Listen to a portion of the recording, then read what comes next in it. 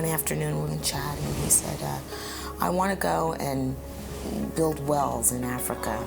Me and Stacey, we're going soon. It was just a comment that he made, and lo and behold, 2 years later, he called up and said, I'm going to Africa. I said I wanted to do that. I wanted to jump through the phone and like be a part of that excitement because I could hear it in his voice. I heard him. I heard his soul like screaming out, like he knows what he wants to do finally. And I said, are you going to build wells? And he said, no, but it's going to be even bigger than that. It's always been a burning desire of mine, like always, to go to Africa and help there. So here. This year, everything came into place.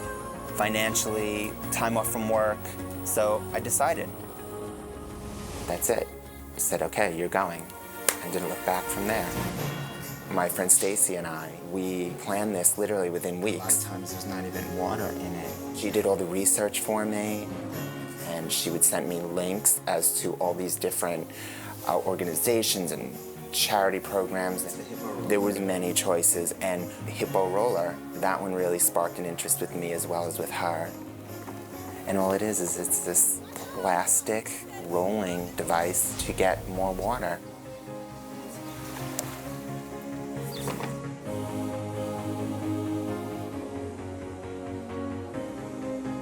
You push it or you pull it, and this holds up to 20 gallons of water, so they don't have to carry 5 gallons of water on their head. I felt fortunate enough to be able to make the money that I wanted to give back. It's about now doing more to help more.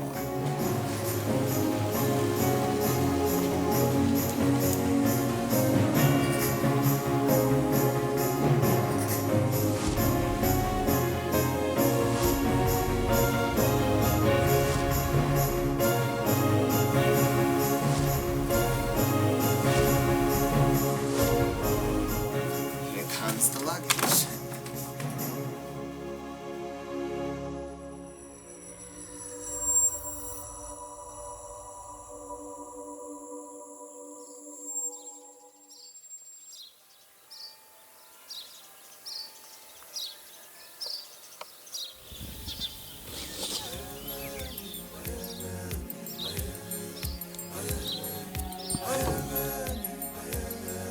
Yumelang. That means good morning. Dust everywhere. Everything was so dry, so it was like endless red dust. Beautiful trees and beautiful mountains and the sky. There was definitely one point where I remember saying, wow, I'm in Africa.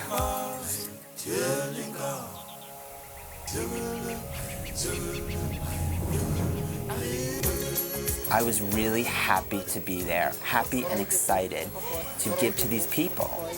13, 15 people live in the house. My daughter with the kids, my son with the kids. So in one room. Wow. So these are some of the problems that we experience. But I think the government is getting there, although it's very slow. They're just coming off of apartheid, and there's this sense of optimism and hope in the people, and we really wanted to be a part of that. And being a part of that means being a part of the problems that still remain. There's such a different level of poverty. Yes, there's poverty in America, but there's extreme poverty here. And extreme poverty means children with no parents, no running water, no basic human needs. And I really wanted to be there for all the AIDS orphans. There's over 1 million in South Africa, and to me that's really, really sad.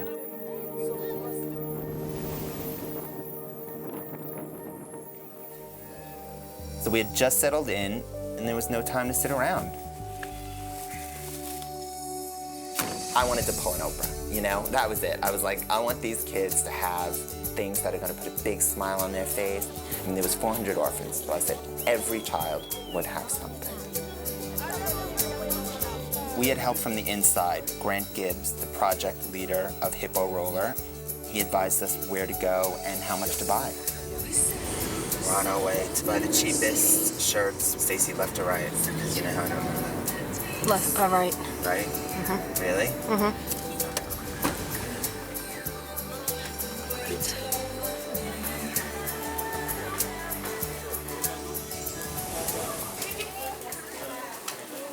In a store now, and they're here for $14. I have all these shorts and t-shirts for $14.95. Yeah. We priced out the t-shirts and the shorts, and they came to about $3 a pair of shorts and $3 a t-shirt. So right now we're on to another area to see if we can find them for about $1.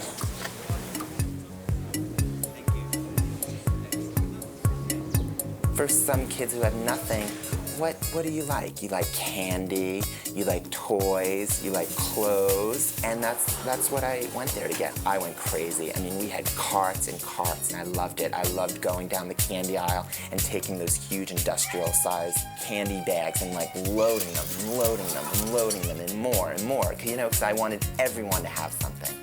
I would hope and pray for his phone calls, and every time he called, I'd be like, "Oh, Mike, what are you doing?" He's like, "I just bought 400 children shirts and shoes and soccer balls," and I was like, I felt like goosebumps. I said, I wanted to be there. I wanted to jump through the phone and like be a part of that excitement because I can hear it in his voice. 2, 3. Listen, it's money, right? I'll make more. It was a great feeling, a really great feeling. All of this hard work and all of this planning and everything that we had achieved was a couple miles down the road. You know, it was all right there. So we pulled off of this main road, and there were the signs, Ketswane. So here we are. We just turned off the highway, and just up this hill, we're going to see Clara and the village that we've come to see. Clara's great. She's the village leader, and she's in charge of running the entire village, placing people in jobs, placing orphans with the families they need to be, just really, really running the entire operation of this village. To our surprise, she had this amazing welcoming ceremony for us. People were in traditional clothing. They danced, they sang, they recited poems. I mean, it really was an overwhelming experience.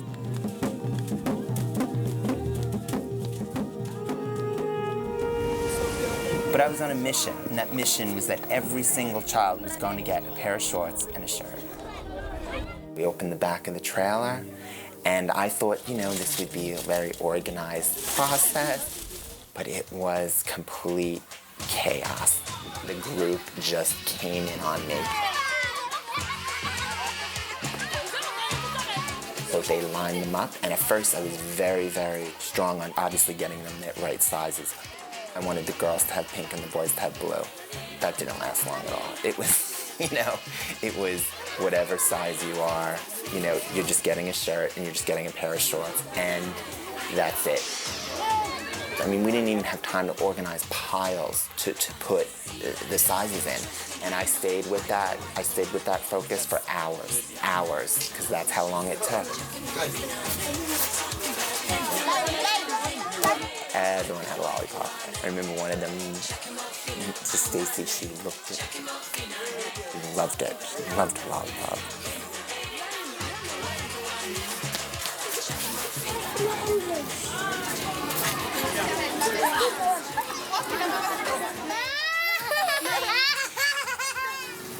She's so cute. I obviously had my secret stash in my pockets. Extra candy for my little favorites. You know, we all have them, so, you know, if I give one, like, I mean, I couldn't, a lot of them didn't speak English, but they knew, like, there was this one kid who was standing on the side the whole time. He kept grabbing me, pulling me towards him, and I said, okay, here, Stacey, you take the camera and take a picture of it, and I said, Stacey, yeah, this one, yeah. And that's all I needed to say. He found me like that. We had Gaydar in the African village. Gaydar. Do you like living here? If I'm passing the coulee, I come to America. Yeah. I want to be a soccer player. You want to be a soccer player, huh? Like Ronaldinho. You know Van Damme? Van Damme, Jean-Claude. Yeah. Van Damme. Yeah. Ah. I want to be like him. Ah. Yeah.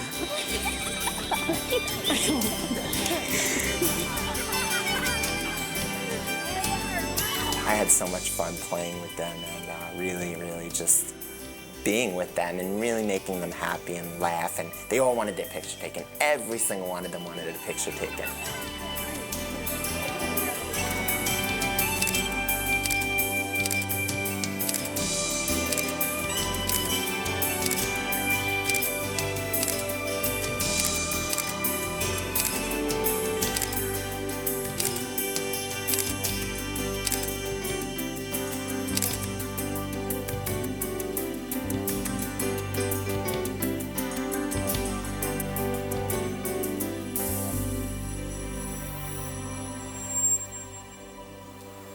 For all the positive things that we've experienced so far on the trip, I also had to realize that there are a lot of serious problems too. It's one thing to read about it, and it's another to experience it firsthand. There was this one little girl, you just saw her. There was obviously pain in her. When you see that, you know. It's not even about saying anything, it's about just looking at her and knowing that this girl obviously is in a lot of pain. We tried to really pull her out a little bit. So I went to my little secret stash and I pulled out an extra lollipop. And even then, she didn't want to take it. I mean, for a little child to not want to take a lollipop, it was hard. It was hard to see that and not feel for her. I take it personally, as I think more people need to. We need to. We got to go inside of one of the shacks, and you can't even imagine what it's like. I mean, we went in, it was in the middle of the day, it was probably about 130 degrees in there. I mean, it was like 90 outside, but the sun beating down on that. And I'll never forget, too, in that the one thing that I noticed is it's just like a tin roof that he got from a sign or whatever.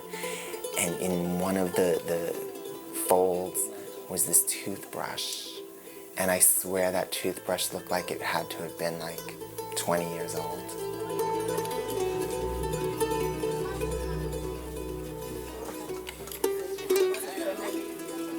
You can't imagine what it's like. Even if you see it on TV, you have to be there. I think it's a shame that people are forced to live the way they do there, and more is not being done for them.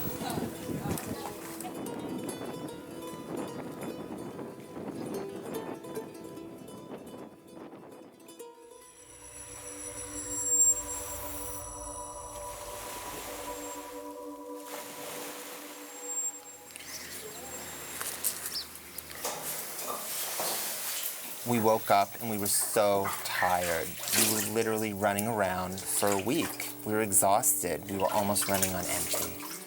What time is it? I don't even know. It's like 5:30 or something. Even something as simple as taking a bath or brushing your teeth is a big, big deal in some parts of South Africa.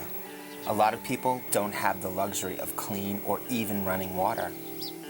So I wanted to see how people in the village get their water. So they took us to the water source.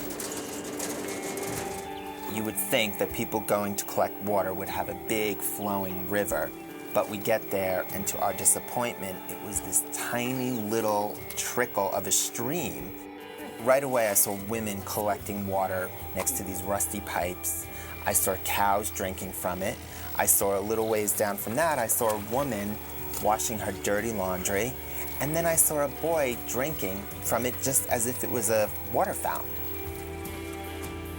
I saw so much trash there, I couldn't help it. I just started picking it up. Dirty water is a huge problem and people get violently ill from drinking it. The problem with available water doesn't just impact what they drink, but also what they grow. The land is so dry in some places, it's almost impossible to try and grow anything. Luckily, there are people like Grant Gibbs who are dedicating themselves to help solve the water crisis in whatever way he can. He had worked in a corporate environment in the past, and he could be monetarily much more than where he is, but he believes in what he does. He believes in helping. This is an existing home garden, so we're going to set up the system so that the drum will stand inside the home and will recycle whatever water she uses and set up the irrigation system in this existing garden here. Grant helped develop an irrigation system that waters crops in a conservative way. You set up these pipes and you poke holes where the seeds are going to grow. The pipes are connected to this huge tub that you can turn manually on or off, and the water drips right onto the seed. For people who struggle to even grow anything, this is life-changing for them. For just over $200, you can really change a family's life. You see the water's coming slowly, drip, drip, drip. But it's only watering the vegetable, it's not watering the weeds. How do you say you're welcome? How do you say you're welcome?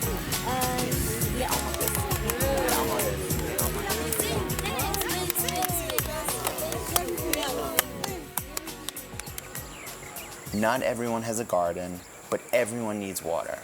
So we decided to check out the Hippo water roller factory where we loaded up on rollers. So here we are at the factory. This is where they make the Hippo rollers. For the cost of a dinner, you can buy a Hippo water roller and make a South African family's life that much easier.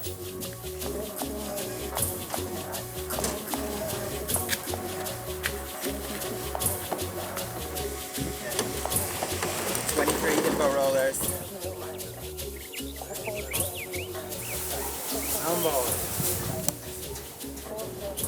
We went to the village to interview the women to see how it feels to carry 25 pounds of water on your head. In some cases, they're walking 7 miles each way with all that water. Clara, just tell me a little bit about before people having the Hippo roller and after having the Hippo roller. Before the people having the Hippo water rollers, it was difficult for us because we were traveling, walking for a long distance, 15 to 20 kilometers, carrying a 20-liter bucket. And then you come back and you are tired. You can't go for the second time. I must go to fetch the water. But that it is too small to fetch the water. But I have many children. Yes, and they're washing for the children. I'm very happy for Hippo roller because I'm pushing. So much easier. Hey. It hurt? Does your neck hurt? Yes, it's sick. Can I give you a massage? Yes. You need a massage. I gotta get those ears out. What the? Our neck is too strong. Yeah, much because too of strong. that. After interviewing all the women, I was so excited to be able to give them a Hippo roller and make their lives just a little easier. So we finally pulled the truck around, we pulled them all out, we set them up. Clara read from the list of everyone who got a Hippo roller, and then I was actually able to give each woman their Hippo roller. You gotta have the Hippo roller.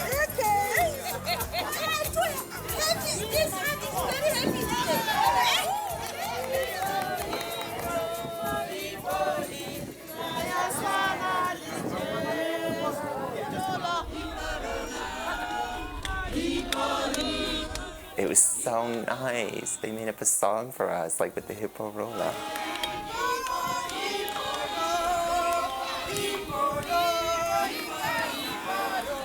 Hippo, hippo rolla, hippo rolla. The ladies were so happy. They were dancing with the Hippo rollers. They were all really enthusiastic and grateful. They really made a big deal out of it.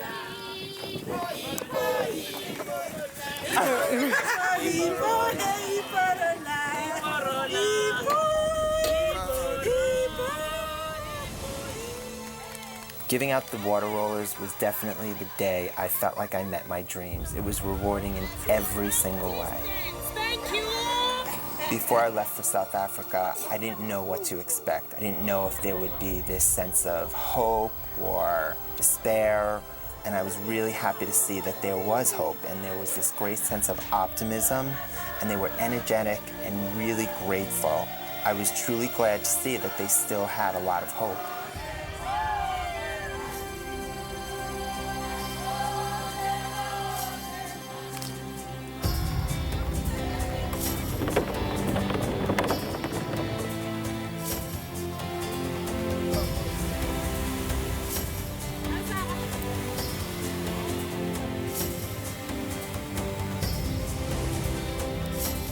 It took a while for us to actually get in the car. I mean, you know, a long time.